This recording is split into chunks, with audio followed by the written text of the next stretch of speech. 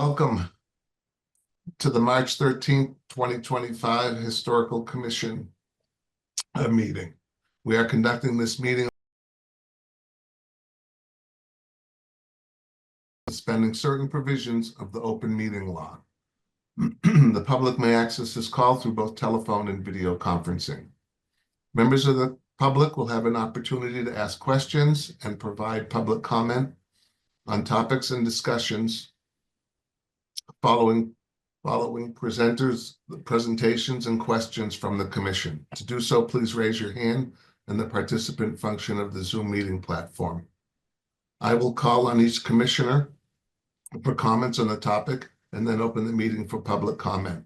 Once there are no more public comments, I will ask for a motion from the commission to vote on the applicant's presentation. At this time, I would ask for a roll call from the commission members to make sure we have a quorum. Members of the commission, would you please identify yourself, starting with Melissa? Melissa Softfield. Lauren? Lauren Meyer, associate member. Doug? Doug Ellis. Nancy Frisella Lee? Nancy Frisella Lee. And I'm Alan Bogosian. I believe we have a quorum, so we're in business. The meeting is officially called to order. We have a short agenda for tonight. On the agenda first is the Concord Prison Outreach Panel. Do we have a presenter? That's me, Liz Rust. Okay, hi Liz. Hey, Alan, how are you? I haven't seen you in a long time. Yeah. Yes. So the floor is yours. Great. I'm Liz Rust. I'm here from the Concord Prison Outreach. I met Alan back when he was doing housing work, and I do housing work for the town, but I'm not here in that capacity. And I've never presented to this board, so it's really nice to meet you all. You will do great work, and thank you for your service. So I'm the chair of the board for Concord Prison Outreach, and I think Sam Williams was before you when the panel was first being presented. So do you want a little background into the whole project, or do you want me just to go right into the panel itself? Are you all familiar with the Concord Reformatory Prison Cemetery and what we're doing there? So that here what we're doing today is presenting our final, we have a few tweaks left, but our final panel for your approval. You are noted as the approver in the grant agreement for the CPA funds. So we are, and there's Sam joining us now, right? Hey, Sam. So we're here to review that with you and maybe gain your approval so that we can move forward. I think everyone's familiar with the project. Perfect. Yeah. Okay. So do you want me to share my screen, or do you have it in front of you? Sure, you can go ahead. You can, share it. Yeah. Okay. All right. So we have worked a lot on this since you saw it last. So here we are. Let me just see. Sometimes it's hard for me to see you and there. And Ann Clifford has been very helpful with her review and comments. And so we have at the top, there we go. The title, the Concord Reformatory Cemetery. We have the final resting place. We have some demographic information here. What we've done also is print this out. It's going to be 24 by 36. It matches the panels on the Bruce Freeman Rail Trail. And we printed it out just to see how that font would look because it's very small, just to make sure that it's readable, and it's quite readable when it's in full size. We have added veterans with this veteran key right here. And you can see, it's very hard to see exactly, but the V's here where the veterans are buried. So there's 10 veterans there. We have let's see, I have to move you all over here. The different facilities here and pictures of them. We've attributed the pictures. You can see over there. We have in parentheses the moniker or the abbreviation of the facility, which matches the marker. On the markers in the cemetery, they'll have number 1 with a parentheses, PCH or MSP, so that you can make that correlation. We show here so the one thing that's in the cemetery is this cross, and you can sort of see that right here. So we've culled that out. We did restoration work as part of the project. We have here that we've sponsored the project and made possible with the support for these are the grant funders. We first had their logos, but that didn't really seem to be part of the standard for the signs here. We've reviewed this with the DOC and the Department of Transportation. The DOC is still getting their feedback to us, their final feedback, but we have the Department of Transportation. They love the project, gave us their feedback, so they preferred no logo in the text here. We have a label to treat the land with respect. So that's really to acknowledge that it's not public land. It's not designed here that the idea is that people would go walk here and, it's not a park or anything like that. And we wanted to acknowledge that. And the Department of Corrections is very comfortable with that language. They don't want to put up no trespassing signs, but nor do they want to encourage public access. So it's a fine line that we've worked with them the entire project to find that right balance. They are always 100% supportive of the project with us. So we have a QR code here, which you can go to. We have a website that has much more information. We have an interactive website for this map that's great and much more. So we have that there so that as people are going by, really, like it's not a historical artifact, if you will, or resource that the actual cemetery. I mean, it's really just about the men who are buried here. That's really what we're talking about. There's no monument per se or any of that, right? So this is the seating area that we're working with the town to build. And the town is taking that on as a project, and we're working with them. I think it'll happen in the fall. And the panel would be placed, I think, like right about here.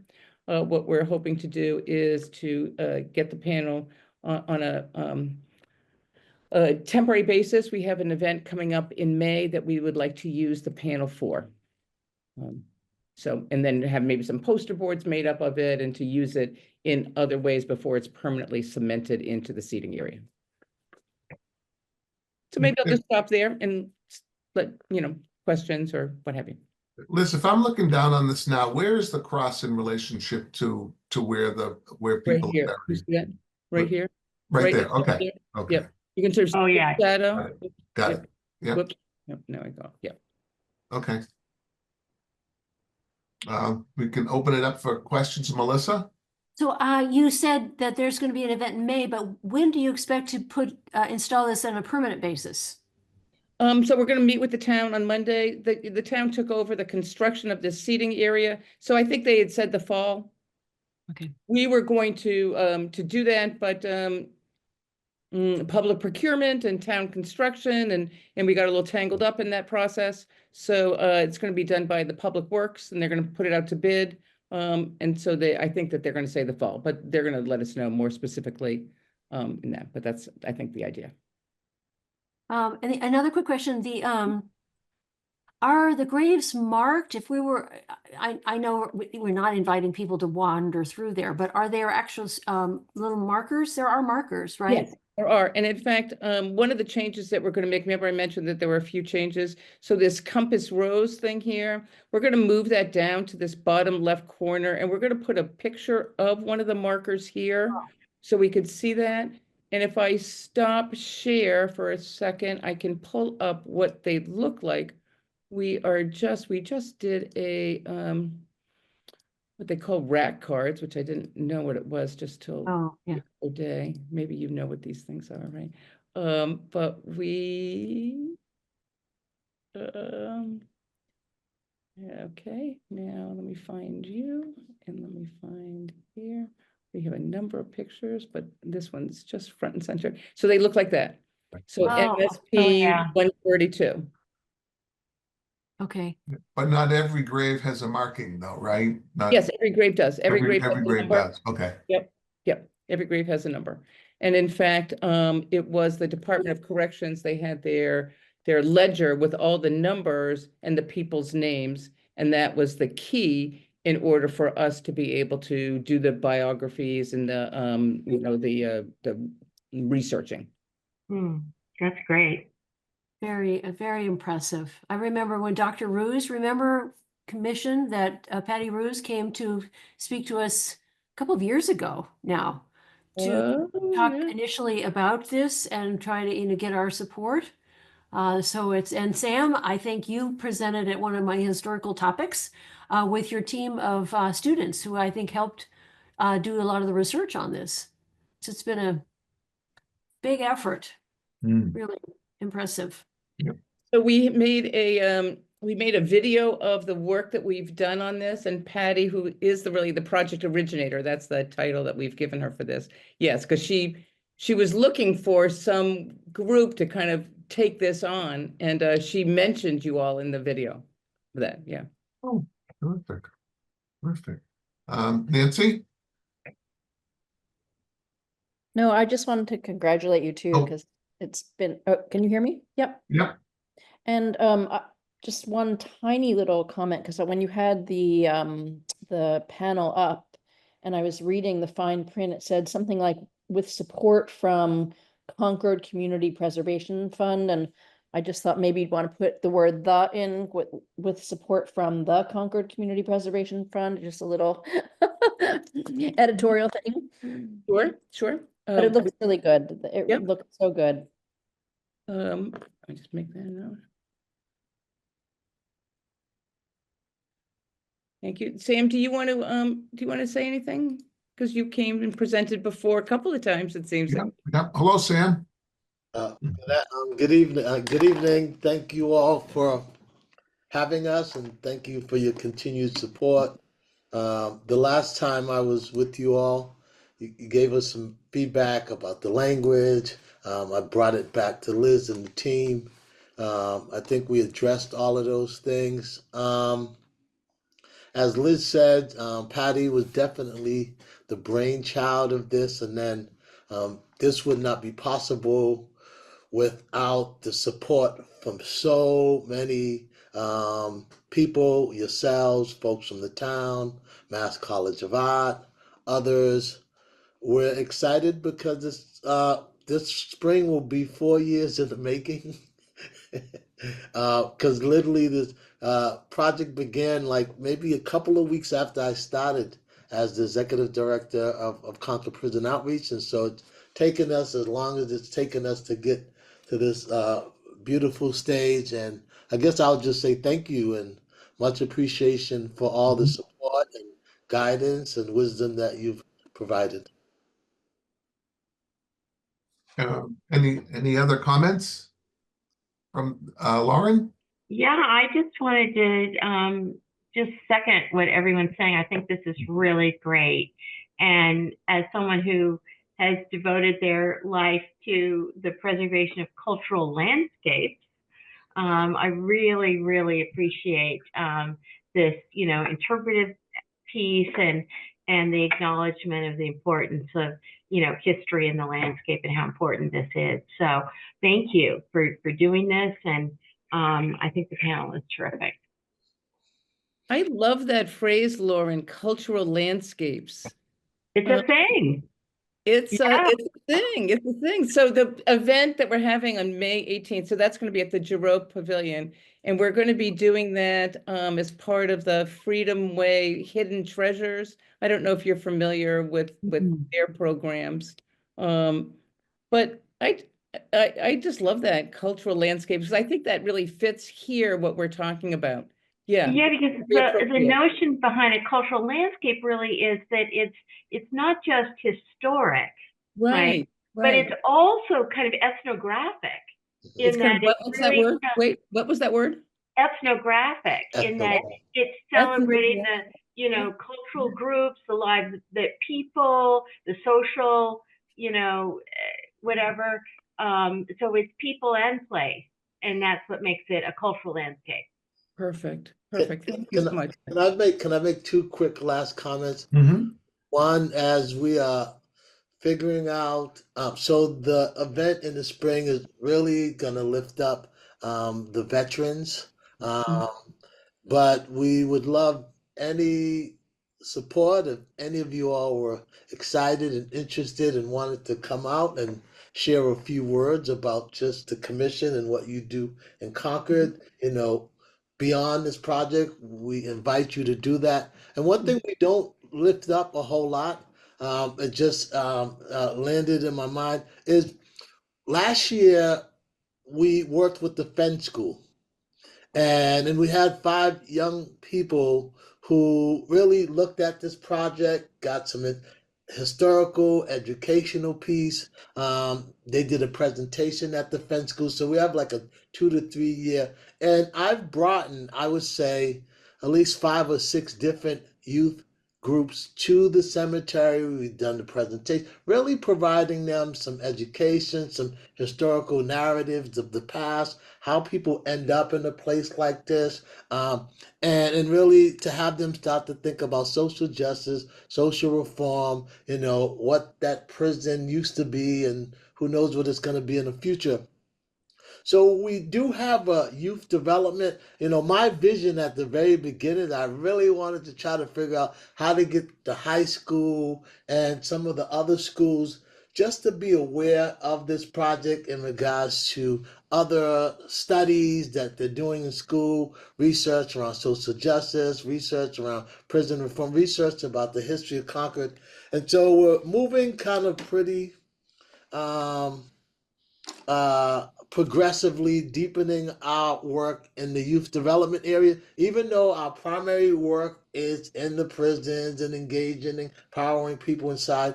We've just come into contact with a lot of youth agencies that are interested in the work that we're doing. And so there's been a lot of young people that we've engaged in this project. Well, the students at Mass Art who are, college age, they're the ones that actually did the images. So I just wanted to throw that in because we don't really talk about as much how much the younger generation contributed to this project. Without the Mass College of Art, those creative images that we have in the book would not exist because my creativity is not on the scale of some of them. So I just wanted to throw those 2 things in, and thank you for letting me share that. Sam, you have my commitment that the Historical Commission will be represented there at May 18th. So, Perfect. yeah, absolutely. So I want to offer maybe just 2 things, and then I know you have a busy agenda. One is through CPO, I was doing a program with the women in Framingham, and I was talking about this project. And so much when people go into prison, everyone's like, "Oh, prison," and just thinking that's where things stop. And when I talked about people dying in prison with no family to claim their bodies and then ending up, it was really there's that next step that people often don't think about. And even the women in prison hadn't really thought about what would happen in that circumstance. So it's really just that one extension. Prison is often hard enough to imagine that you or your loved ones are there, and then what would happen in this situation. That was one thing. And then the other thing on a very different kind of note is we are looking towards I'm going to call it a beautification project, maybe in the fall with some daffodils and some, like that's what happens in cemeteries. They're all have flowers and all that. So once we finish some of this work, we've talked about doing some of that, like very low maintenance kind of things. And so I think that might be kind of coming up phase to kind of, move into that direction. Okay.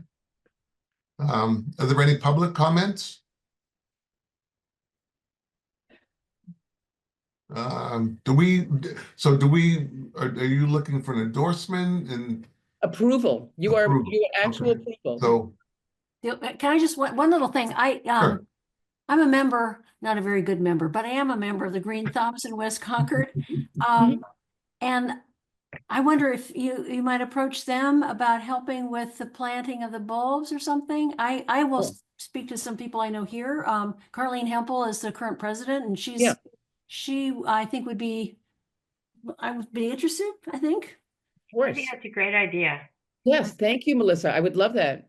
Carlene she's a powerhouse. Oh, she's terrific. Yeah. Do you have her email or? I do. Okay. Well, but you can also, that would be great. That would be great. Yeah. Anyway, I'm sorry, Alan, I That's interrupted. Okay. I'm just looking for a motion from Lauren. Ellen, I think however you make the motion, I think it's contingent on the last revisions, right? Yes. So you still have a couple of revisions to do, do. but you've just, so I would just add that to So, the. yeah, so I think that the town is probably going to have the final approval. So that's probably going to be Anne. I think the town hasn't formally said, but she really has provided so much detailed review and feedback. So I think that because you meet infrequently, I think Yeah. that conditioned on even her approval, if you wanted to handle it that way, at the final modifications. Right. Could we use what you said, Lauren, as a motion? Let me see if I can make it. I'll make a motion to approve the proposed interpretive panel for the Concord Reformatory Cemetery, contingent on the final changes as presented by Ms. Rust. A second. Second. All commissioners in favor? Aye. Lauren? Yeah. Doug? Yes. Melissa? Aye. And Alan is an aye. Yes. Thank And you. Nancy? Doug. Bye. Okay, so it's unanimous. Thank you. Thank you so much. Excellent. I'll cycle back Yep. the final to, you'll see that and you'll get the invitation and the materials for the 18th. For the 18th, look forward to it. Excellent. Perfect. Thanks Thank you. again. Thank Yep. you. Okay. Next on the agenda, the Oval Street discussion. I'm gonna turn it over to Nancy Frisella Lee for a brief discussion. And actually, it's a continuation of our last discussions that we had. Yeah. And I just sent you an email. I don't know if you can share that screen. I sent it the last minute. If you can, it's no problem. I can do it without it. Yes, I think I've got it. Just one second. Oh, wait a second.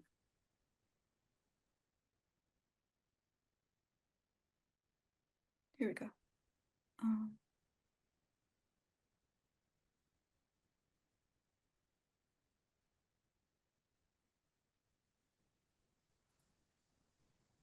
Okay, can you see it? Yeah. So this is just a quick Word document that I just put together. More for people who are joining us tonight, because the commission already knows this history. But in 1993, the Concord Historical Commission started a project or proposed a project called the Historic Streets Program. And then by 1995, they made these oval markers that go above our standard green street signs. And some of you may have seen them. It was supposed to be an ongoing program, but it really petered out. So in 1995, 10 markers were installed and there was a dedication ceremony. That's what you see, that picture was in the paper. The sign, okay, if you could just scroll up, and in July 1996, 5 more oval markers were put up, and then I think, according to a document that I have, in December 2002, 1 more was installed. And I just want to give credit because I wanted to get the documentation for this, and I reached out to Anka Voss in Special Collections and Nate, our town archivist, and they just yesterday, and Anne too, they found all these new documents that I didn't have. So they're helpful, and I'm still trying to sort it out. But there's one document that was interesting from 2022, and it's under the heading Road Signs Found in DPW Sign Room. So over the years, first of all, they're small oval signs. Some of them are dirty and cracked, and I think some of them have fallen off, and it's possible that some were made that never got put up, because I have quite a list. There were some approved, and then there's more that were suggested. So I don't think they were ever made. And the idea was to get the public to participate in that. And the Historical Commission was going to start making these. They weren't very expensive. They were $25 or $35. And then they were hoping that the public would be interested and help fund them, buy some.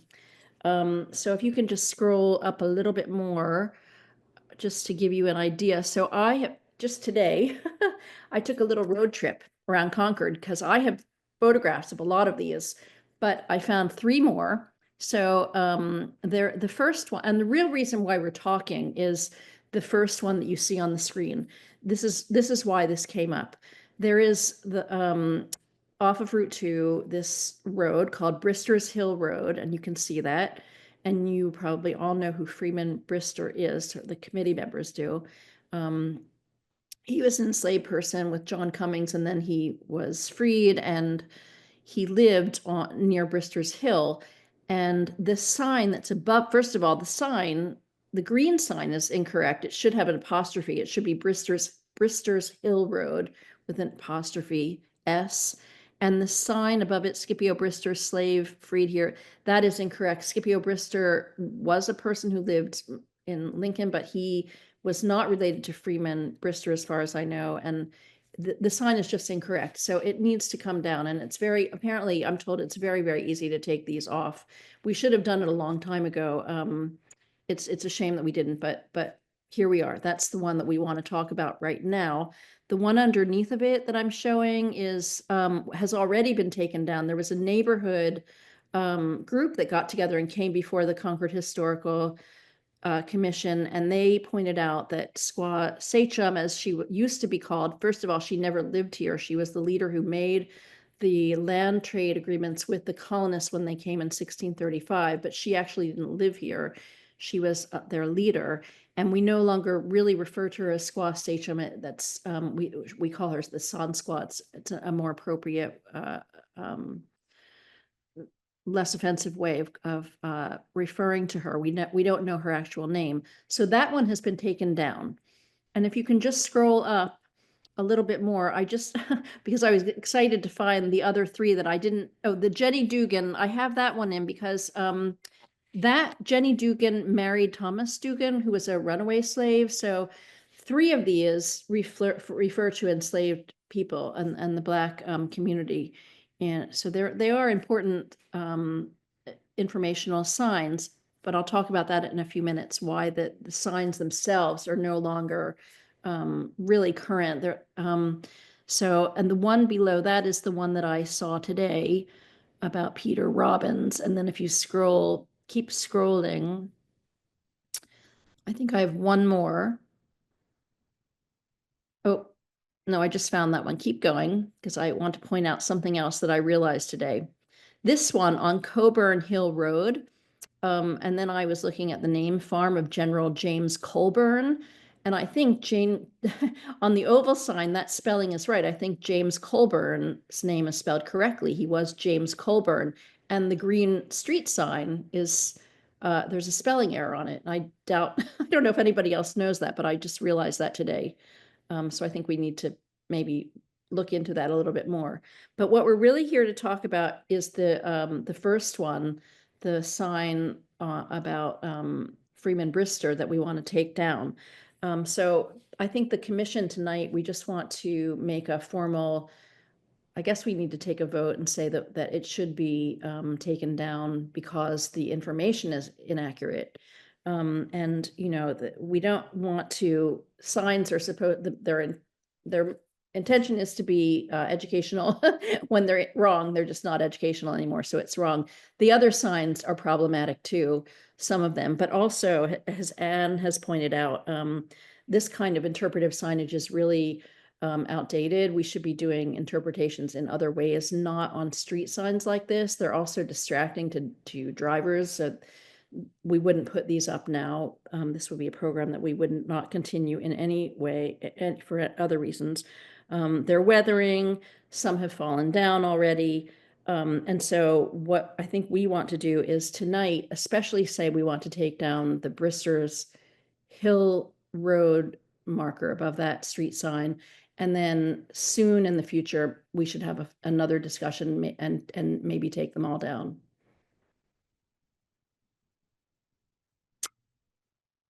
Any questions or comments? Well, first of all, I want to thank you for all this work you've done, which is, I mean, you've done an awful lot of work to identify these various signs. I also think, because I was a part of the commission at some of the point of this, and if I may be wrong, but I think the fire department or the police department, some of them kind of objected to these signs because they were visually in the way and they Mm. distracted from being able to see what the street name was. Because as you say, it did peter out. I mean, I was aware that they had intended to put up more signs. It Mhm. didn't happen. You know, I'm not exactly sure why, but I think what you've touched on, perhaps why. Mhm. So, and if you want a motion, I would make a motion that we ask the DPW to remove the Scipio Brister sign, which we know is incorrect. It'd be nice to ask if they would add the apostrophe, but that would be fabricating a new sign. That may be more than they might be willing to do at this time, but it seems to me it'd be pretty simple to take it down. Like a Sharpie, Anne? A white Sharpie. a light Sharpie. Right, so the town staff have looked into this a bit, and because it's in a right of way, it does need a select board vote. So it can't go directly to the CPW. Okay, So the recommendation is that the commission make a decision and send their decision or recommendation over to the select board, and they'll consider it. So okay, we- then I move that we encourage the select board to remove the Scipio Brister sign from Brister Hill Road. I and second do it. we have a second? I'll second. And we can take a vote. All in favor of the motion? Melissa, Aye. Nancy, I, Lauren? Doug? Aye. And I'm aye. Ann, do you have another comment? There you go. Sorry about that. So we will send that off to engineering. And then we just get their feedback on that, or does it go Well, up to the select Go board to at the that select point? board. It goes right to the select board. Okay. Yep. Okay. All right. I'm happy to, write a letter or something if you want me to just put that information concisely for them. I could do that. It might not be a bad idea, and Mm. okay. Thank you, Nancy. Moving along to the Wright Tavern. I see Tom. There he is. Evening, everybody. Good afternoon. You have Tom two Toms, Curran actually. We have two or topics, yeah. Tom Wilson, who wants the floor? So I just want to say, we're at a wonderful crescendo point in the work we're doing on the Wright Tavern, but as one of many crescendo points that are going to be coming down the pike. The major focus of today is really what we need to prepare, to inform you what we're doing, but also prepare what we do for April. So we've got people lined up to help, do some of the transformation work that's going to occur inside the building. But I'm going to turn this over to Tom Curran to really walk us through the proposals we're making for this evening. And it's just a pleasure to be with you all again, because we have a lot to talk about and a lot more coming. Tom? So just before that, Ann and I met with Tom and Tom last week, and there was a couple of issues that came up with the set of blueprints and the prints in general, and exactly what's going to be going on at the Wright Tavern, and that's why they're back here this evening to present to us in greater detail. Thank you, Mr. Chairman. Tom Kearns, I'm the president of DSK Architects and Planners. I'm also a resident of 544 Cambridge Turnpike. I'm also the past chair of the Concord Preservation Committee. And a pleasure to be here and give you a kind of overview of what we're thinking, and hopefully to get your support for this. And I am also joined by Alice Zen from DSK, And Amy Rydell, I think, has joined us as well. Hi, Amy, and JC as well. So I'll be brief and provide a kind of overview, and then we can get into some depth if that's okay. So our goal this evening is to garner your support for what I would characterize as our April 19th project. Okay. The April 19th project has 3 components to it, and we're going to try to articulate those very, very clearly. They are very specific and targeted to, hey, Tom Wilson, what's the next 36 days? I mean, if I count from tomorrow to April 18th, let's say, it's about 36 days. So it's just about a month, just a little bit more than a month. And our goal here is, to create a moment for the community of, as Amy, we were talking earlier, that's wonderful, that provides a beautiful experience and elevates people's kind of understanding and appreciation of Wright Tavern and their support of it. And this is obviously a special moment in our community. And so we want to take advantage of it while being super sensitive to it. So there are 3 elements to our proposal. Okay. 1, interior paint, and I'm going to talk about that in some detail. 2, lighting replacement, and I'm going to talk about that in some detail. And 3, a couple walls removed. Okay.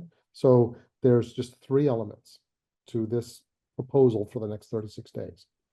Now, after April 19th, later this year, we'll be back before you, I'm sure multiple times, as we have been already, and to propose a more comprehensive set of recommendations.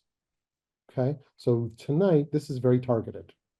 Okay, everybody okay so far? It makes sense? 3 elements: interior paint, lighting replacement, and wall removal. So if I may, I'm going to go into paint at a very high level, and then I'm going to ask Amy to talk a little bit about the kind of research and background that we've been through. So with regard to our paint proposal, it's interior paint only, and we have established certain principles. And this is to freshen up the space for April 19th and doing no harm, making everything reversible or generally reversible. Okay. And then number 1, our paint principles are we're only painting painted surfaces. Okay. That means there is no paint on natural wood or stripped wood or anything that appears to be natural wood. We are not painting. Okay. There is no paint that will be applied to window sashes.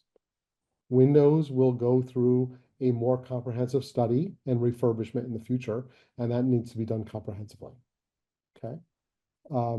Next, there will be no paint on the interior of 2 exterior doors, right? The character of the exterior doors, and we're only painting interiors now, but is highly sensitive, right? There's lots of discovery there, and we would say that we're not painting the inside of the exterior doors. That's one on the east facade and one on the north facade, right? One on Lexington and one on the First Parish side. Next, there's no paint on floors except for the tea room, otherwise known as the sun porch, right? That's in the historic report. Okay, so we're painting painted surfaces only, and we feel that that strategy can allow us to brighten up, freshen up the space, make it appropriate. As we go further, and Anne forwarded some fantastic notes to us just recently that talked about some additional depth of research, which we support, right? That'll be done, that'll be reported back to the commission and with even more detailed recommendations. But that said, we have done quite a bit of research to date. And Amy, could you just share some of the points that we talked about earlier? Sure. And thank you. I appreciate that. Thank you for having us here tonight. My name is Amy Riedel, and I've worked with nonprofits in the historic preservation space for almost 15 years, primarily within historic homes and living history sites. I'm now on the board of the Wright Tavern. But my experience includes project-based work with Historic New England and a decade of work as a board member and then chairperson at the circa 1768 Golden Ball Tavern in Weston. Our guiding principles with respect to our choice of paint colors at the Wright Tavern were firstly to take our cues from the house, to the extent that any paint cues were still available. And secondly, to support our suggestions with independent historical research and the best practices of peer institutions. So here's just a very short summary of the basic research that guided our color palette suggestions for the Wright Tavern's 6 main first floor rooms. Number 1 were paint samples that were incised from the chimney breast woodwork in room 103. These were foundational. The colors which were exposed include rich shades of blue, tan, cream, goldenrod, and green. These colors are representative of the color palette which we are suggesting for the WT. Secondly, extensive independent research into best practices of local peer institutions, such as the Buckman Tavern, the Monroe Tavern, and the Hancock Clark House, which are all Lexington historical properties. The Golden Ball Tavern in Weston, as I mentioned, as well as NPS's Hartwell Tavern in Lincoln, and the Concord Museum's representations of 2 18th century Concord rooms. Thirdly, we consulted and cross-referenced our findings with Historic New England's Historic Colors of America Guide, where all colors are approved, authorized, and licensed by Historic New England, which is the oldest, largest, and most comprehensive regional preservation organization in the country. Their guide was assembled based on hundreds of samples taken from historic buildings and painted objects. And lastly, we conducted broad historical research, particularly into the work of one of the nation's first interior designers, and that is Boston's Henry Davis Sleeper. Sleeper is widely credited for his work in researching and identifying the early paint colors of New England. His Gloucester home, Beauport, is now owned by Historic New England.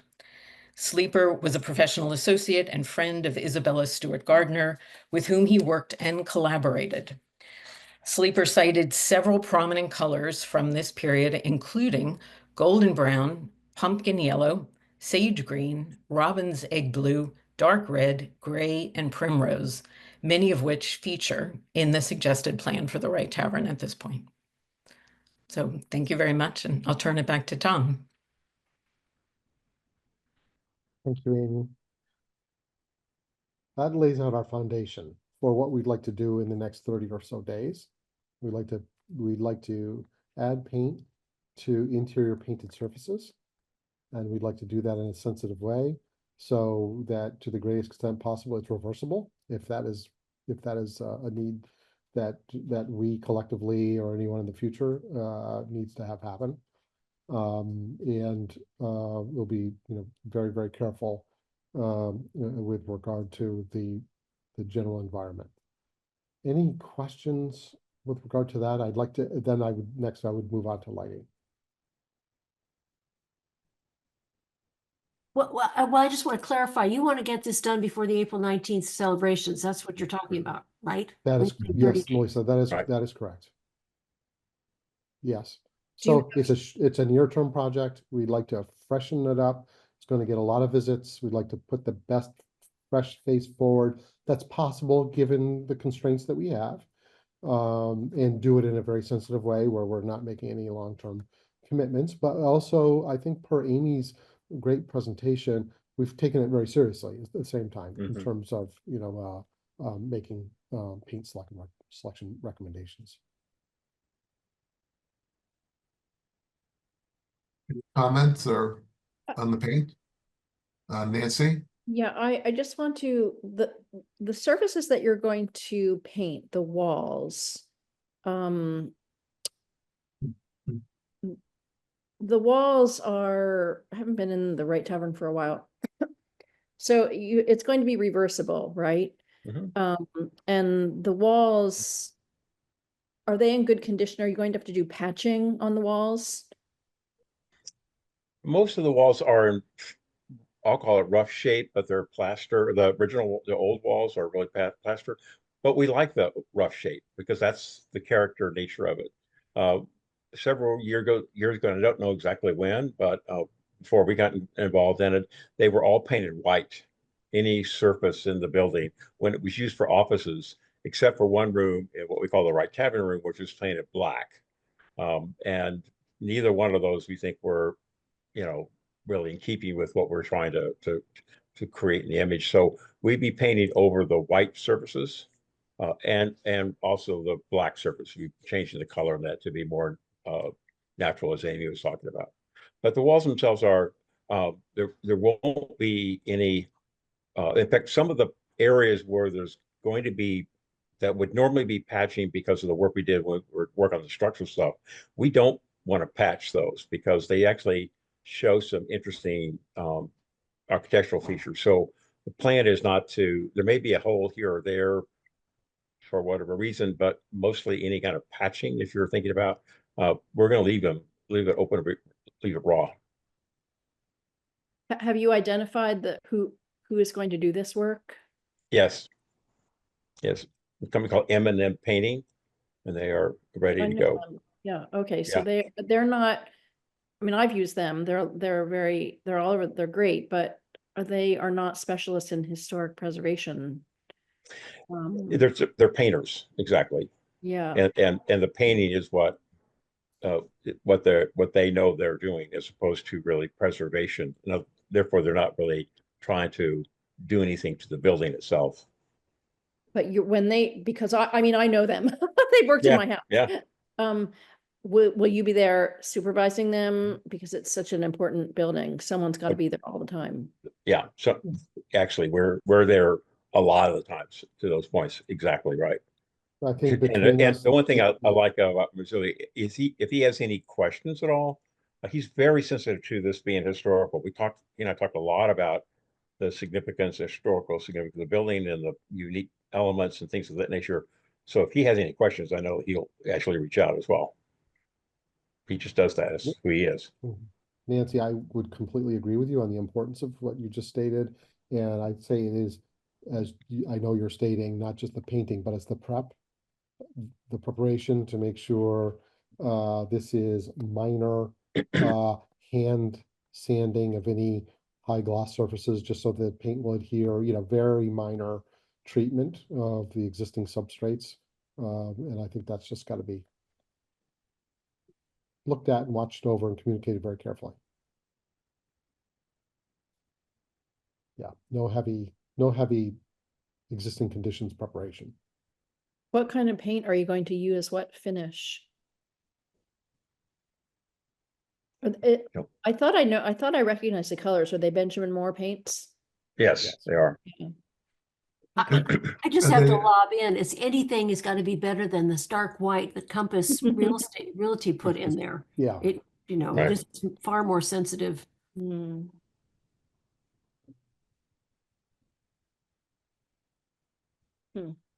All right. Shall I continue on and Sure. we'll have the whole scope of what we're trying to do? Is that Ann? okay? Clifford?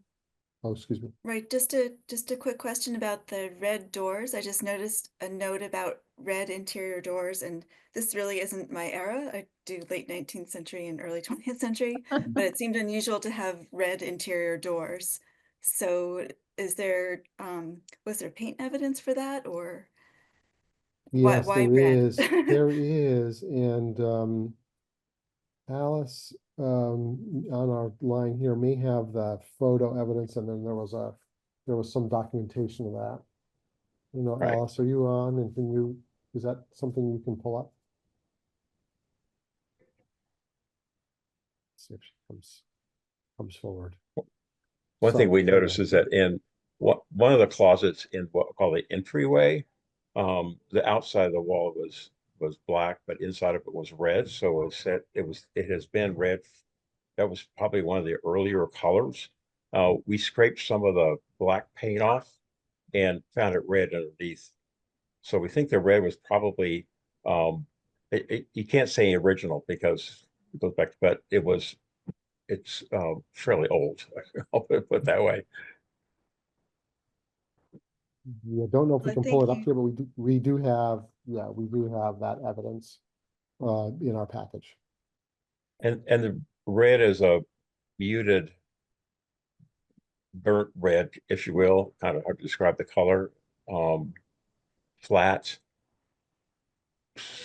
in the orange direction, but not with the brightness of the orange. And Yeah, is that, so we can document that. do you think that that dates from the period of significance in It's a good question. the research that Amy had done? That is our understanding. That Yes. is our understanding, yes. Yes. It's just surprising. Yeah. Can I? It can actually I- was a very commonly used color at that time. And if you walk into the front foyer of the Buckman Tavern, they have a similar color, just more saturated, not faded. I assume there's some level of fading, obviously, in the red that we have that's still present.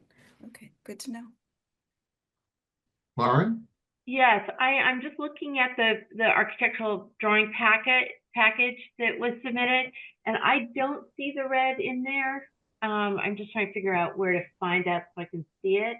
It does surprise, I agree with Anne, it does surprise me a little bit about the red, but you know, I have been surprised over the years Me by too.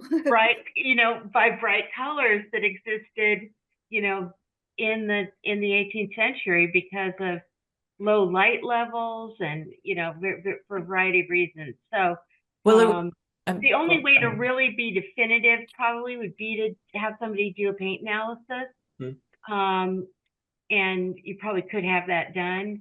But I just love to, generally, I think I'll just say that I think the palette is great. I really, really I do feel like it's consistent with the scrapings that the analysis there, and then also what Historic New England recommends. So and they go together really nicely. So if I may, I did just find the cupboard with the interior paint.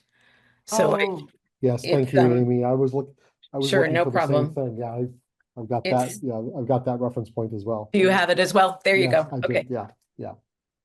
is that in the packet that you submitted? Should be. The drawing. I I'm think, just going I through think all the that's It's in the drawings. the- packet we've gotten before. There Oh, was some- okay. Oh, It's in the Actually, historic. Lauren, I think we got this before you even became a member. probably. Oh, yeah, yeah, Melissa, you may be right about that. I'm sorry. It's in the historic fabric inventory packet. Oh, okay. There's a fair amount of, documentation they have submitted over the past few Okay. years. Great. Yeah, it's And a pretty big document, but we can certainly send that back to the commission just so you don't have to be digging for it. Okay, thank you. I'll step away from the mic. Yeah, thank you.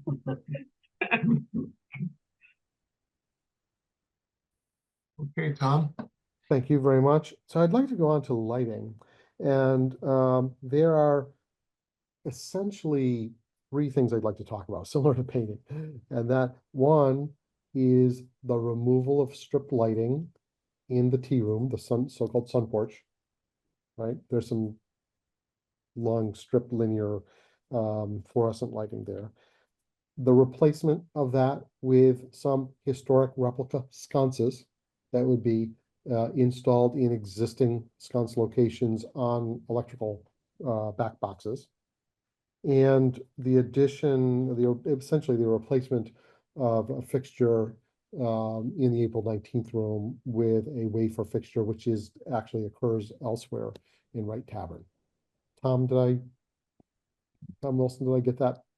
Did No, I that's capture right. that? Yeah. That's right. What we're trying to remove are the old fluorescent lights, which just don't capture anything else. And in the April 19th room, when we replace that, the place where the electrical socket is, we just put as Tom said, a sort of a wafer light, fairly simple kind of thing, until it's time we ever decide to do something different with that space. And the others are in the tea room. and those are just, and to replace them with, sort of almost invisible kind of lights. I mean, there's normal kind of standard white wafer lights, and which time do we do until we come back to you all with a more rigorous lighting plan of all the various sconces and things like it we're interested in throughout the building. So Excuse me. I guess that I wouldn't be me if I didn't throw my 2 cents in at this point with regard to the lighting. So I've worked on 18th century, 19th century houses, and I even have a 17th century house I've worked on in Burlington, the Wyman House. And I just lit that up, and I spent 3 years working on Mrs. Davidson's house that the town purchased and added into the library. My only concern is the amount of invasive wiring that's going to be done at the Wright Tavern, destroying some of the pillars, destroying some of the woodwork. And just, I can tell you personally, when we do the wiring, we're not into any wood. So everything is surface mounted, whether it's in pipe, whether it's in wire mold, or whether it's in, metallic conduit on top of the wooden structure. And that's my concern with the lighting. And, getting as close as you can to the time period of fixtures. I mean, that does exist out there, but to fish a wire up through a wall or channel out a 12 by 12, that I guess I have an issue with that. Yeah, if I may, I think you're exactly right. And similar to our paint proposal, we're proposing to install some lights in the next 30 days that are non-invasive, that are where existing electrical back boxes are. So we're not making a lot of new penetrations, or we're not coring, we're not running wiring. This is a fix that gets us to April 19th, and we come back with a more comprehensive proposal for lighting, just as you're saying, with the appropriate wiring pathways. I have a question about, so there's like maybe 4 or 5 different sconce designs. Would that be normal that they would have so many different varieties? Why so many different varieties in the packet? Who would like to tackle that one? We are, I think we, maybe Anne, I don't know, and Alice, you can help me. We've narrowed it to the proposed fixture for sconces. I don't know if Anne, you received that this Because afternoon. I mean, I looked through this, and Yeah, it's a good question. there are like 4 or 5 designs. I'm just curious. I mean, I would defer to Lauren and Nancy or Anne, who know this period better than I Yeah, I'm hoping probably we do. can pull up our recommended fixture. Let's see if either Anne or Alice, is that possible to pull that up? I mean, are most of the fixtures resemble the candelabras? No, they're single light sconces, and they were all chosen from the Hammerworks 18th century colonial sconce selections. Right. They're attractive, like reproduction type, Right. but they're all kind of different designs. I'm just curious.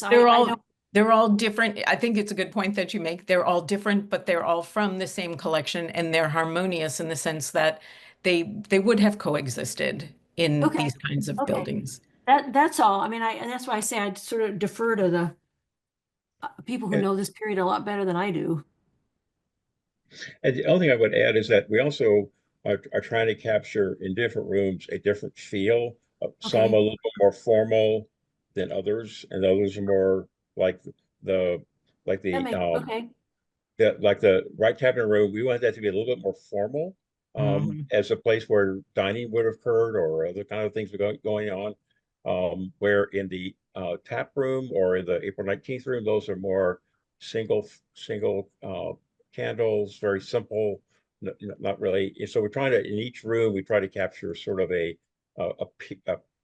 sort of a feel of a room and what it was really intended to do. We know that we believe, like, for example, the tap room was probably a tap room. We think that April 19th room was more likely a parlor where women would have sat because during that time, play cards, whatever.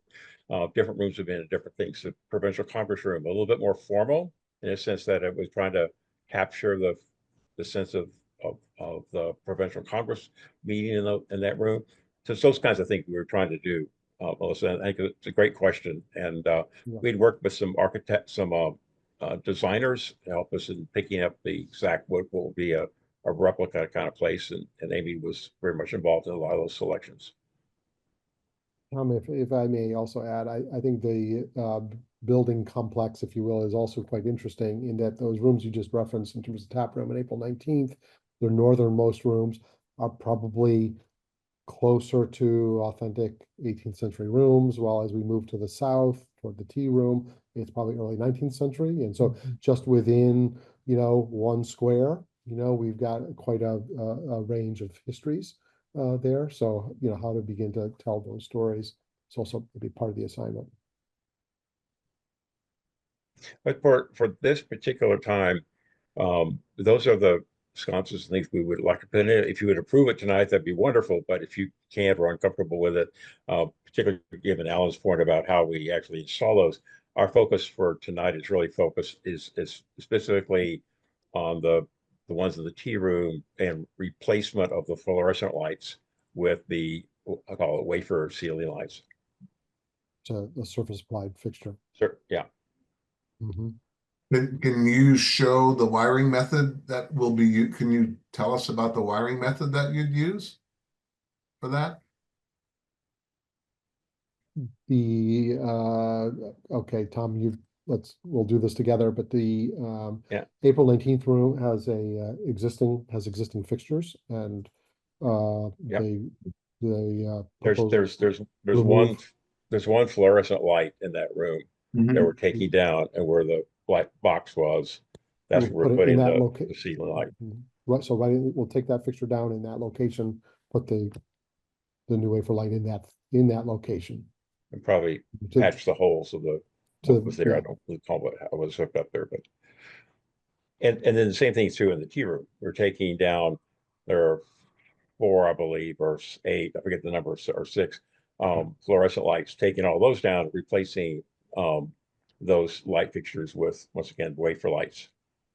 And then in the by the windows on the end by the Main Street and the opposite side, there are boxes on either side of the either sides of the windows that have power to them, and those we want to put our sconces into those sockets, but just attach them there because we're not adding any wiring into the space at all, Alan. Right. Now we come back with a more design around the other fixtures. Yes, well, I think your point about how should we do the wiring and what the wiring code would be, and to make sure it's all code is a whole nother question, but that's for a different time. Yeah, this would be the fixture we'd be putting in the tea room. Yep. Yeah. Have you consulted anyone who is a specialist in period lighting? Mm-hmm. Has Dave? I'm just curious. I don't know. David Wood. He's a specialist in furniture. I don't know what his expertise is about lighting. Has David Wood gone through the Wright Tavern recently, or maybe he's just too busy doing this? I don't know. His own stuff. We work with a firm that's based in Plimpton and called Full Circle Homes, and they do their specialty is restoration of historic homes and historic buildings. So they actually have a program on HGTV. They're pretty well known, and they were our advisors in selecting a lot of the light fixtures that Amy and I talked about. And it was once again we check, make sure ourselves that they made sense relative to that, and I realized that to Amy to that extent. So we just know that they, we don't know exactly what fixtures were in that building. We just trying to get within the period that it would recreate the experience, but we're not trying to recreate the Wright Tavern of 1774 because it has gone through many changes over its life. And so we're trying to give it more of the ambiance and feel so that when somebody who is, you know, aware of historic properties would say this, you've done a good job in terms of what the experience is like. But we're Yeah, really with not regard- trying to reproduce something that we don't know was there. Well, with regard to the tea room, it's 1926, Yeah, right? 1926. That's not even. I mean, I guess it's older than me. I'll call it that. Yeah. And I can say, and Tom, in your defense, those fixtures that you have chosen are time period consistent. That's what we've typically used. Yeah. Thanks, Alan. So, yeah. Lauren? Yeah, I just wanted to make sure I'm understanding this. So you've got some fluorescent lights coming down and then the wafer lights replacing them, basically putting them into the same infrastructure, no additional wiring. Is that correct? Exactly. And then with these, the sconces we were just looking at that they're going to be just mounted on the wall and then plugged into the existing plugs, no That's wiring. right. Is that correct? That's right. Well, Okay. there's wiring in those already, and it is. I checked with the electrician. It is active.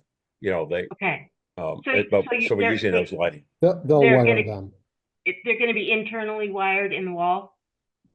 They already are. I see. Yeah. So we're not adding any new wiring. Because Got it. Oh, I see it. I was thinking they were down lower on the wall. So, Right. okay. Thank you for whoever's doing yep, I see it. Yeah. So thanks, that's where the Alice. new Mhm. thing. Okay. Got it. Yeah. Understood. And I think from, if we think of this as rehabilitation, right, you're not, it's kind of which is some replacement of old and removal of non-historic stuff. And, I think to be, so that it doesn't compromise the historic character is sort of the sieve that we look at this through, and that it would be, since it's a new edition, you just want to make sure that you keep records of where these came from, so That's right. And that so with they're regard, not excuse me. original fixtures, etc. Yeah, exactly. And Lauren, I would agree with you. And with regard to, in the context of the April 19th project, similar to our paint proposal, reversible.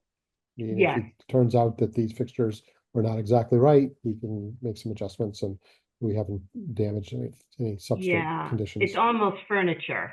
Correct. Right. Yeah, Correct. Yep. it just has to be And then- attached. Right.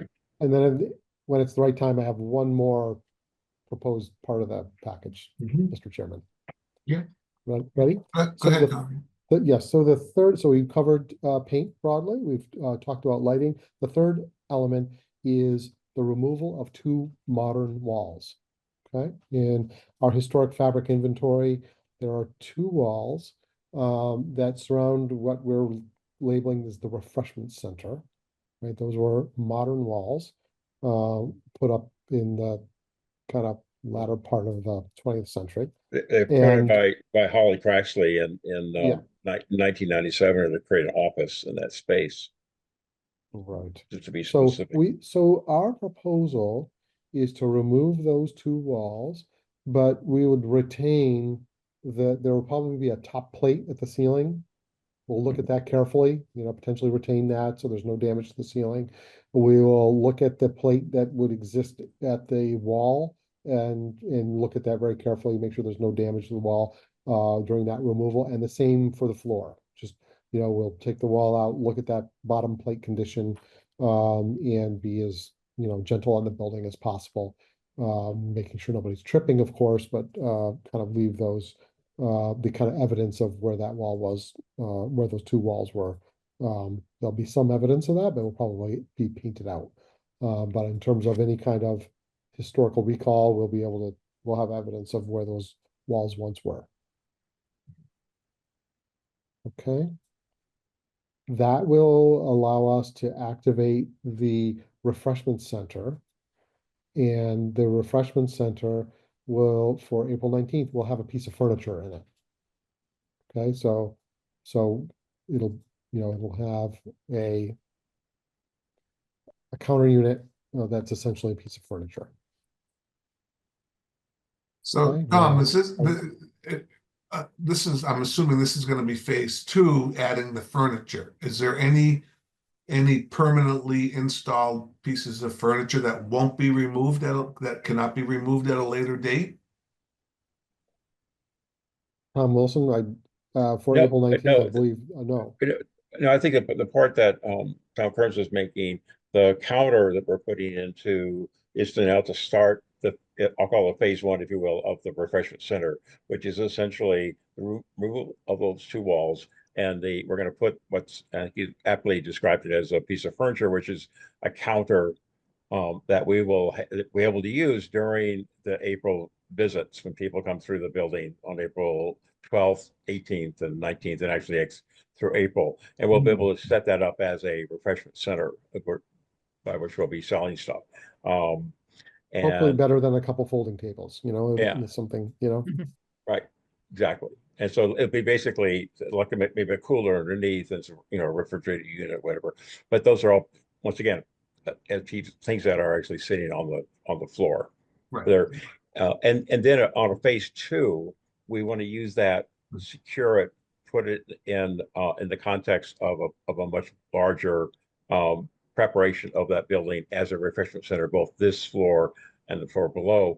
But we'll be coming back to you with that. But there'll be we're no finalizing that penetration. with the. Will Sorry, there go be penetrations through the floor? No Yeah. plumbing. No. So Tom, you probably know more than I do about how they're actually going to secure that counter to the floor. There may be some ways out. That's my question. Melissa? Yeah, Well, that was my question. I don't understand quite how they're creating this counter, how they're not attaching it to the floor. Also, if they have a cooler, is this a cooler that has electricity? How is it going to be?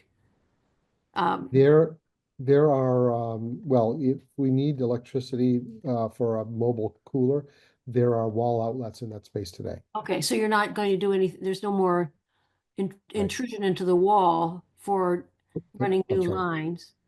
That's correct. And what about the can see- counter? yeah. How is the counter installed? That's what, as Alan asked. Well, but as we put this together in the next 30 days, I'm hoping this is a piece of freestanding furniture, so we don't have to. It will be invasive in the building. freestanding. That's a Yeah. yes? I mean, is this That's poor why yes, building has that's had why yes, more- but Tom. more holes Tom- and- Yeah, right. like That's why Swiss yes, Tom Wilson, do you concur?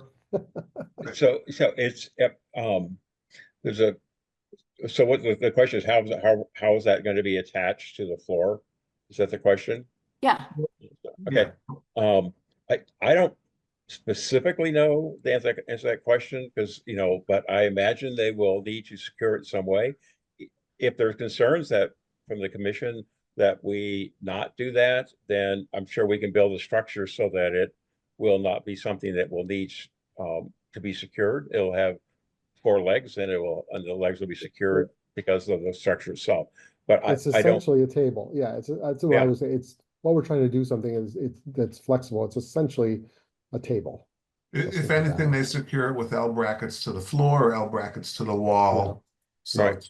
that's just a one more matter- hole into the wall. That's all I'm Right. just trying to avoid. Yeah, right, Correct. right, and that's Right. typically what happens. Mhm. Is it a table or a counter? It's a counter. Because a counter is higher. I mean, Mhm. my son Well- just set up shop and he has a counter and it's not attached to the floor because it's quite heavy. right. A table is different than a counter. Yeah, table typically 30 inches and counter 36 inches 36. high. Mhm. So this would be at that 36-inch height. That's correct. And there'll be a facade on the front that will help to secure it, as so it won't wobble around and whatever else. Yeah. And give it some weight as well. We'll be so careful not to make additional penetrations. More Right. holes. In that location, we are removing the 2 walls. That's the proposal. And so there already is going to be minimal disruption, but some. Mhm. Well, I can't, Nancy Nelson is not here. I can't speak for her, but I think she would be happy to hear that those walls would be coming down. Mhm. Mhm. Yep. And then all other preparations for April 19th will be loose furniture. Yeah. Yeah. Yeah, it should be great. It'll be just a kind of wonderful moment for White So can you Tavern. hear me now? Oh, Yeah. you're there. Okay, Nancy, so you maybe Yeah. correct me. I was late. I agree with Melissa. I think I would also prefer not to be putting holes and bolting things to the floors and walls unless needed. Or, Mhm. but I don't even know that they're needed. Anyway, I was following this. I'm sorry I'm late. I was a little late because I didn't remember you guys are on daylight savings time. It's lunchtime there, isn't it, Nancy? You still in Yes. Hawaii? Oh. Yes, Oh, wow. So, yes, and yes.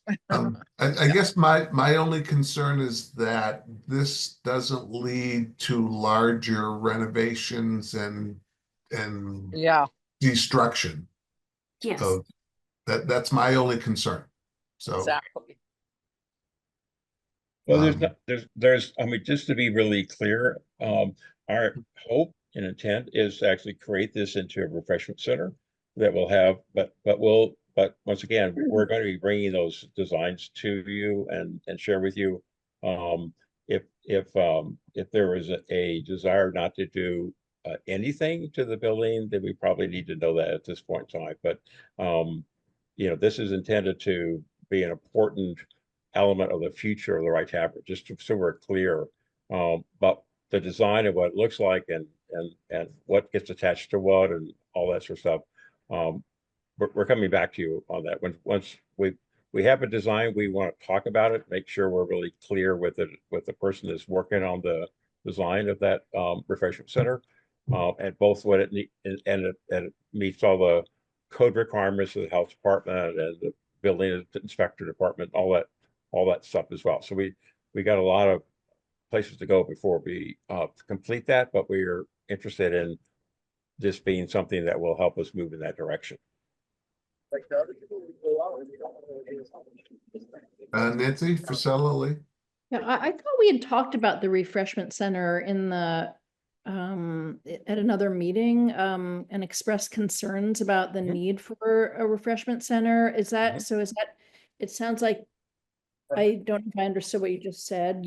Is that something you want to be in your permanent and going forward in the second phase? It is, and I at another time I'll explain to you both the economics of it as well as what we're seeing the intent is to be in the space. So yeah, I think that's a discussion that we really need to have. Yeah. In the future. I totally agree, but then that's something I want to talk to you about as well. I would agree with that. Lauren? Don't beat me up. I'm just going to say that. But I do want to say that I think the feedback to give is to absolutely work as hard as humanly possible to eliminate or minimize any fabric damage. Mm-hmm. Is that fair to say? Mm-hmm. Yes. So that's just, general guidance and direction because of the significance of this building. That said, I do think that it's really important particularly when a really responsible group is working on the rehabilitation of a historic building, that we have to acknowledge that this is being kind of fitted for a new use. Yeah. Yep. And that is very much part of preservation. And therefore, we have standards and guidelines for how to accommodate new uses in ways that still protect historic, significance. Integrity is the word. So I personally wouldn't want to throw out the idea of a refreshment center, provided it can be done with minimal alteration to the structure. So I just want to put that idea out there, that we can't freeze every structure in time. We just can't. We need them to be occupied and active and vital and something that a lot of people can appreciate. Or preservation is going to, you know, fall by the wayside. So that's my thought. I agree with you, Lauren. I agree, and having worked in a lot of these structures, there is a way to bring it all together. So, I agree. I agree too, because we want the Yeah. building used. We want people to Right. enjoy it. And I do think, I think Tom and his team acknowledge that and recognize certainly as much as we do, how important the building is. Right. They do have to make it somehow economically viable so they can maintain it. That's right. Yeah, I mean, I am new to the commission and I'm new to this project, but I just love hearing about it. Yeah. And I was just I'm just delighted to see the care and attention to detail. So that's my 2 cents. Mm-hmm. Well, as you said, thank you, everyone. Appreciate that a lot. And I can't tell you how much it warms my heart that both in terms of the tone of this conversation. We want to do this in a way that is very responsible to all of our responsibilities for preservation of this building for its whole, for another 100 years. And so that's why right now we're trying not taking down those walls. Those things were not intended to be preservation. They were for the particular use of the building as an office space. Let's Right. take it back to where it was and then open that up, and let's talk about the use of it and how it all kind of come together. And that's kind of what we're trying to do. We want to do it in a way that is responsible. At the same time, responsible is not just as you said, freeze it to a point in time, something that really can be used for the future. So.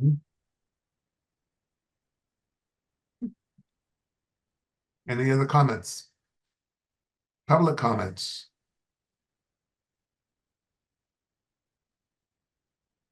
Okay. Anne? Sorry, just to Lauren's point earlier about keeping careful records. I know, so you all have submitted one packet of information, but it doesn't completely align with what you're describing. So, however way the vote goes and whatever is approved, I think that the commission should be keeping careful records of, what they're approving. And that way we can help you in the future too. Hopefully you're keeping great records and we are too, and then there won't be gaps in the future. Like now I know it's frustrating to not know what the light fixtures were. But if we keep good records now, we'll have that information for the future. So in that light, what do we need to move forward? What do they have to provide us in order to move forward? Is there anything lacking from? Well, I guess we would have the minutes of the meeting, but if you could write up specifically, what you described today about your lighting principle, or sorry, your paint principles. Yeah. And really pare back, I guess, the documents to show just this phase of work. So we know exactly there's a record of what's being approved, because this is part of the preservation restriction, and we want to set a good precedent, so that for every vote, for every decision, there's a packet of information that goes along with it, so that it's very clear as to what was submitted, what's approved, and We could certainly submit a refined package next week that reflects tonight's discussion in our presension. Yeah, just the reduced scope of Yeah. work. Mhm. Exactly. Yes, I was just going to say it's almost a scope of work in that you want to deal with the 3 main areas that you discussed. And since I had no clue about the red door, right? That needs to be folded in there, but paint, Lighting. wall And removal, electric. the structural change, and then the light Electric. fixtures, Like- and just very clearly what fixtures are being used and what Why? colors are going where, and whether patching and how much, et cetera. The wiring strategy, all those, and that would be great. And that actually could just append to the drawings. Mhm. It could just be a narrative.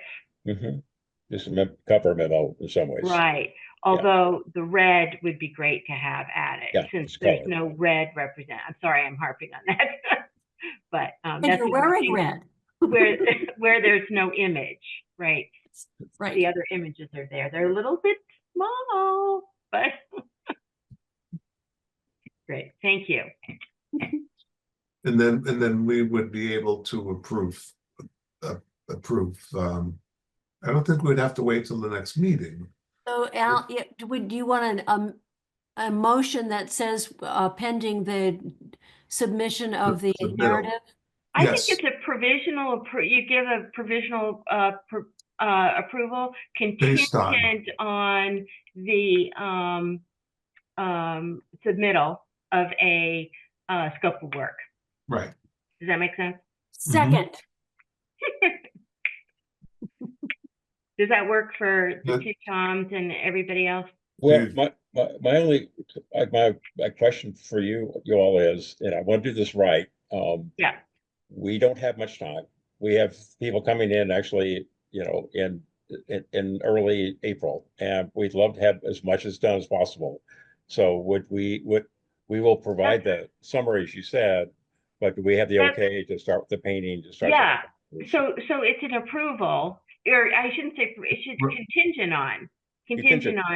So if If- the commission doesn't get that piece of Yeah. paper, then that would Then be a problem. Reverse. against Right. reverse. Well, Yeah. yeah, and we could work closely with Anne if she thought, think okay, we need this information, make sure you get that read, we'll get that done. Right, by It's a next paper week, we trail. should get that by next week.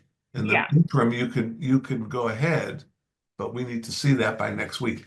Yes, we got I that. think your No team problem with you can do that in 30 minutes. I Right. mean, Yeah, right? exactly. I could Right. almost do it, right, off the top of my, from what you discussed. But Yeah, you're not Exactly. going to, Yeah. Lauren.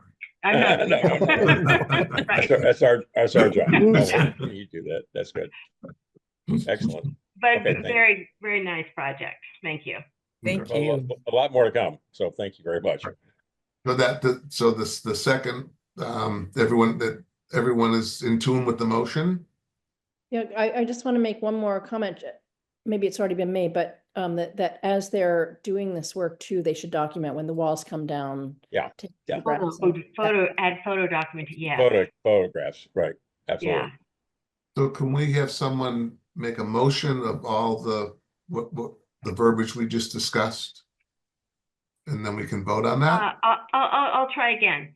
Okay. I'll make a motion to approve the three-part work on the Wright Tavern, contingent on the submittal of a narrative scope of work to be provided by the project team. A second. Let's vote on this. All in favor, Nancy Friselli, Aye. Lauren, Aye. Melissa, Aye. Doug, Aye. Nancy Nelson? Do I vote? Mhm. She's an associate. Oh, I voted. I'm an associate. Okay, and I vote. I vote yes. I vote yes. So A lot of votes. it carried. It carried. Thank you all. Thank you very much. Okay. Thank you very much. Okay, great. Sorry to be Okay. picky. No, no, thank No. you so much. Well, Bye. Thank you. Great work. Bye, thank Okay. you. Okay. Other business tonight? Moving on to accepting the minutes of 10/10, October 10. I have some, a few, I have just a Nancy? few Yeah. grammatical things. On page 2 of the 10 minutes. In the paragraph that says the commission inquired about the reasoning behind the upgrade. Are you with me? Yep. Okay, the commission inquired about the reasoning behind the upgrade. It should be a full stop there and with should be eliminated. And Ms. Hill said the upgrade was necessary to enhance.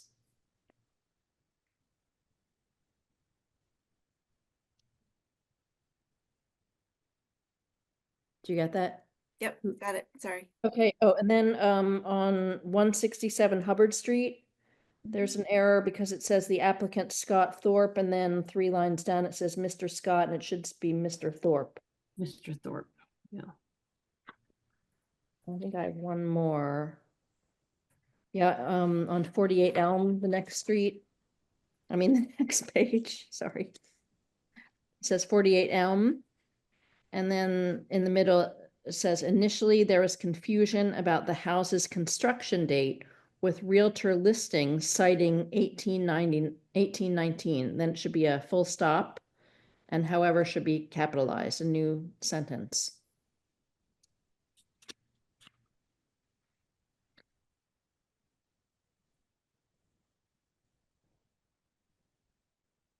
Okay, got it. That's it.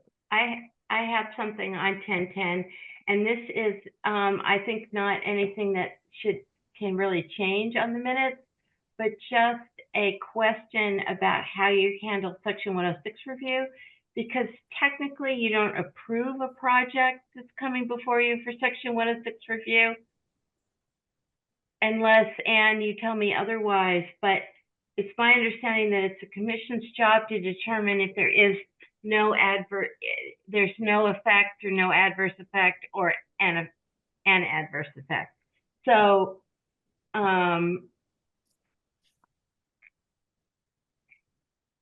that's just. Right, I think I noticed that. I think that you all There's a agreed that vote there was about no. allowing the equipment upgrade, but I don't understand that. We can fix it. I understand what you're saying. That there, Okay. you all agreed that there was no adverse effect. There's no, there's no adverse, and you could vote on that, I Mhm. suppose, but that's the determination, no adverse effect. Okay. Yeah.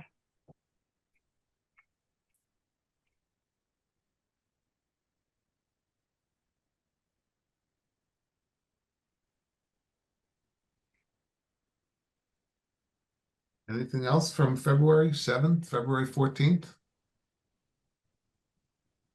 Yeah, February 14th. I don't believe I was there. I'm sorry about my impromptu lesson. I got going. I couldn't Fine. stop.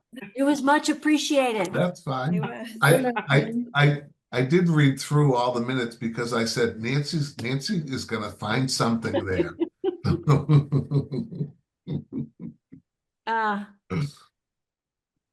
You sure you weren't there, Doug? On the 14th? Valentine's Day? Oh, the 14th, oh, March 14th, never mind. Because I can remember we met up in Tice Oh. Road. It was just our little group. Okay, 2/14. I'll have to Okay. check my calendar, but that's the day that I was leaving on vacation, and I believe that I was canceling everything that day, so I don't believe I went. We went. Well, what'd you do for Valentine's Day this year? Went to Mexico. Well, I also would point out, wait, at the beginning of the 214, it says pursuant to notice, blah, blah, blah, work session on Friday, March 14th. So that needs to be changed because it was. Oh, yeah. That's February. Maybe it's 3/14 instead of 2/14. That was my Oops. other confusion. Yeah. Right. Maybe it was 3/14. Well, that would be No, tomorrow. that's tomorrow. Tomorrow. Oh, that's right. And I definitely didn't attend that yet. We will be meeting tomorrow morning. So both of these say March 7th, so it should be February 7th and Oh, February Right, I didn't 14th. catch that. Oh, gosh. Yeah. So maybe you weren't there, Doug. I can't remember Valentine's Day. I'm checking my phone to see if I can pull up that date.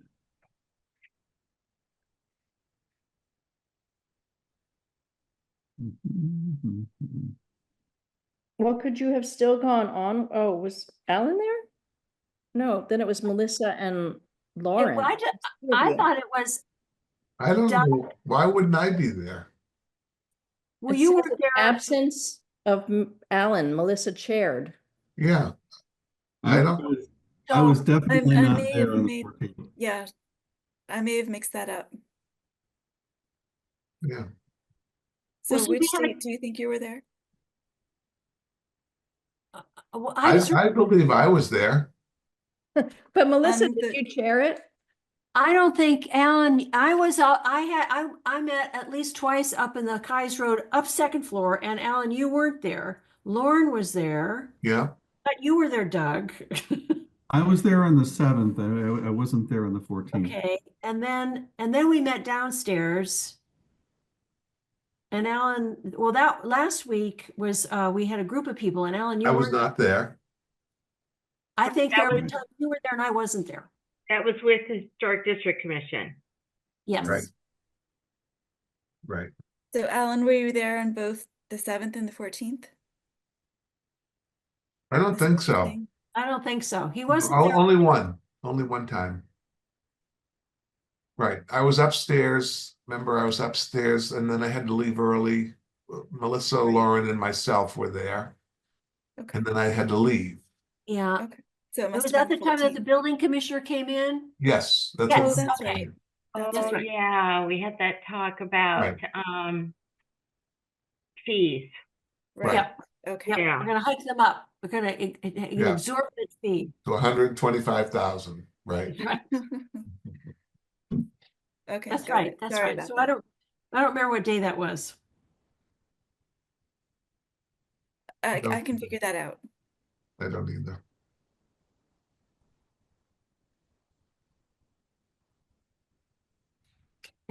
Because then the next week we didn't meet. I think, as I remember, I think I missed last week. yeah. I missed- Mhm. Yeah, And the week before that, I don't think we met because, I don't remember why. Correct. Yeah. right. And then we'll meet tomorrow. Yep. Right. Yes.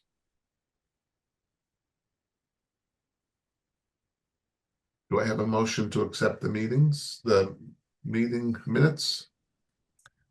I move that we approve the minutes of 10/10/24, 2/7/14, and 2/14/24, excuse me, as amended. Second. All in favor? Melissa, Aye. Lauren, Aye. Nancy, I. Doug, Aye. and Alan, I. Okay. Anything else? And it was a very, very productive meeting tonight. Very good meeting. Especially with MCI, with the cemetery over there. That is really a lovely thing that they have done, man. They have Yeah. worked really hard on that. So. I had a mentee. I mentored a young woman, Haitian woman, and she got a job at the prison. And she had studied criminal justice in college. It was a really, really tough job for her because it was her first job and she didn't know when she went that how tough it was going to be working with men. She gave group classes to men, this young woman, right? She is a very emotional person and really loved those inmates. And some of them really tried to protect her, especially the lifers, because they were older, and then you had all these young upstarts, and it makes me think of her because she really had a lot of compassion for those men, and that that we're remembering the people who died there is just so important and moving. I mean, I Those guess people are still I'm so happy to see it. I had worked on a big plan for Metropolitan State Hospital that then became part of Beaverbrook Reservation Yep. in Belmont, Waltham, and Lexington. Yep. And there's a cemetery there that's kind of buried in the woods, and it's been completely neglected. And it's very much like this one, where it is, away from the hospital. It's kind of in a natural area, similar markers as at the cemetery here, but abandoned. So I'm so happy to see this, acknowledged and celebrated, and because it's an important piece of cultural history. And we'll do something on the 18th for them, May 18th. So I unfortunately won't be here, so I feel sad about that because I'd love to be here for that. And I think it's great. I think I'd love to go and help plant the daffodils, for example. I hope that when the garden club or whoever we get to do it, that we get to do it together. Yeah, well, I think, Fun. Carly, It'll be I do fun. think this is something that she would really embrace if Yeah.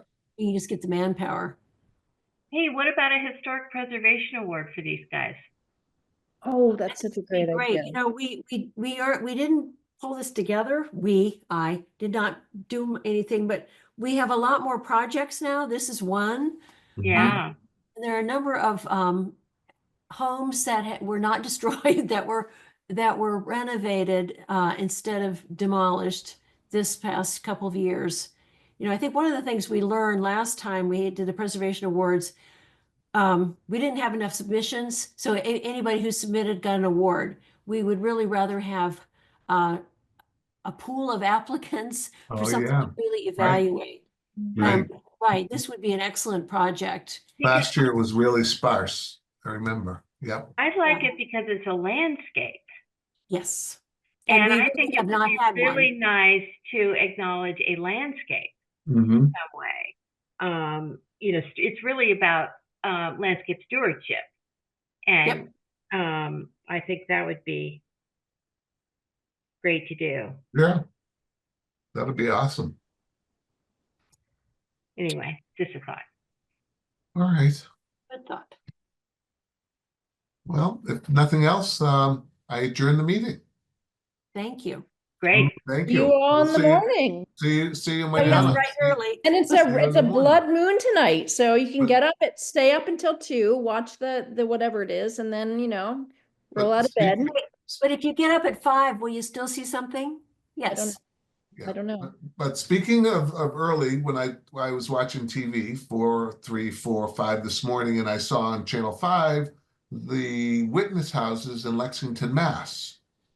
And they had these flags that looked really familiar. What? You think, did they rip off what they did? Absolutely. So I sent Faye an email Hey. this morning, and she said Ah. whoever her compadre over in Lexington is, she said, "Yep, Faye, we're going to steal exactly what you did." And they had, No. Well, that's I outrageous. saw Holly today. She didn't tell me about that. Oh, and it was wow. on Channel 5 this morning. Yeah, 5 o'clock. Beth Van Duzer, I saw Beth Van Duzer today, and she was interviewed by, I think, GBH. So her work is getting attention. Oh, which I'm that's very about. good. I really, And I have to go over and give the guy Sam Doran a hard time about that, and show him the clip that we had from the Saturday before. Yeah. So, Okay. because All right. that's a big thing. That's a big thing now. What came first, Lexington or Concord? Oh, yeah. well, Right. David Wood says yes. Did you read that article? Yeah. I love that. Yes. Yes. That's the right answer.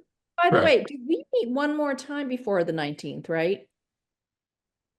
Yes, April 3rd. Yeah. I mean, we're the historical commission. I think let's meet in person that day and just. I know that one, because what's going to come before you is the White House of the hospital. Yes, right. They're asking, it's a demolition delay It review. probably would be beneficial to meet in person that day, rather than over Zoom. I think that's always We better. should have a little celebration. We're the historical Yeah. commission. That's such Yeah. an important. Actually, there are a couple demo delay, I thought, hearings that night. Isn't that correct, Alan? Yes, there are. Yep. Yeah, also the development off of Main Street, right? Yep, So that's gonna be a tough meeting. yep, Well, that's gonna be. You mean the 1440 Main Street? yes, down the street from my house, yep. So, well, Yeah. I have a question about that. So, we once, invoked a delay on one of the properties. Is that delay, the time frame expired? That's something for It's Ann. My only a understanding 12 that Right. once you invoke it, it's from that point on, so. Well, Well, it's you a get a 12-month. year plus 2 years, I think. So I think I have 3 years to get a permit. I think it's 3. The year that is delay, then they have 2 more years.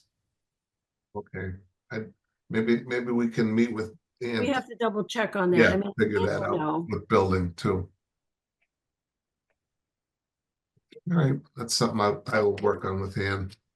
Yeah, that seems, Too long? so you're saying that they can, I see. So after the delay period expires, if they want to tear it down, they have to apply for a permit within the next 2 years. Yeah, there's a time frame within they can, and if they don't, they have to come back before They have to us. come back. Okay. Right. So that would mean you have to look at the date of the original submittal. Yeah, yeah. Well, the original hearing in that case. Yeah. Yeah. Right. Sorry. That's correct. Hearing. Yeah, so I Which is- remember it, but I don't remember the year. Oh, it's very easy to find because all we have to do is go back and look at Faye's new house and see when it was built. Because of that brand new house has been sitting vacant for a couple of years. And Which that was part of the original deal when they got the land, that they would build Faye a house. And then they would knock the other houses down and dig the hill out. Because she would move out of the old house into the new house. Okay, but but they haven't knocked anything down because Correct. you said you Right. couldn't do that. And Because then it's they been had that long litigation, It's which, been in litigation, right? Right. So I think we can back into that timeline. Yeah, Well, they actually submitted a letter. So the letter was from January 2018. So the demo was in effect through I guess, well, it says December 18th, 2018, and it's certainly been 2 years since then. Right. And then Yeah. some. Okay. So well, it looks but more like than that, and so then my point is they have to come before us again to get a demo permit. yeah, and you can invoke the demo. You can invoke the The delay demo period delay. again. That's Right. yes, exactly. Right. And you have. I mean, I have on behalf of the commission because it is historically significant. It meets Right. all the criteria. Yep. Well, no, but I mean, he still has to come before us for a hearing, correct? Yes, correct. Right. Yeah. So next Yeah, week yeah. or next Right. meeting. Next he'll be meeting. coming For you. Mhm. January, February, April 3rd. That'll be pleasant. Right. Yeah, okay. All right. Good night, all.